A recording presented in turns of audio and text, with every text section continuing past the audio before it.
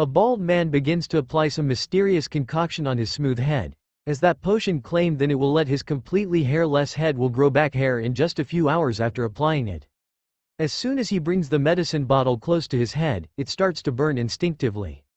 Though it burns spontaneously likewise, however he starts applying it on his head thinking about of hair growing on his head.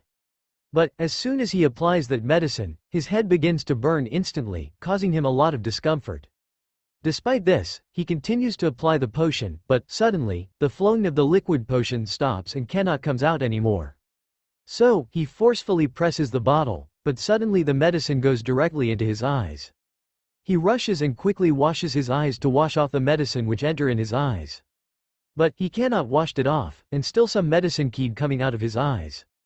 However, ignoring all that, he continues applying the potion on his head. This time he put a mask on for preventive measure. Then, he sits down comfortably, thinking happily that he will get off his baldness and grow a thick hair. Just then, suddenly something prickle and sting the top of his head. And he starts to feel a lot of pain in his head, so, he quickly goes to tear off the mask he put on, and rushes to washes of the medicine he applied on his head. And he looks himself into the mirror, but to shock him, he notices lots of something which looks like acne, boils or pimples on his head.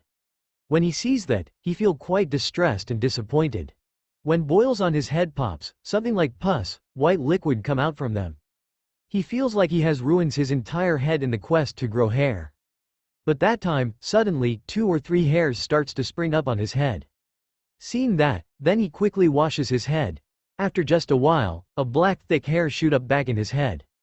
He is so happy that he takes some selfies with his new thick black hair which grow back just a while ago.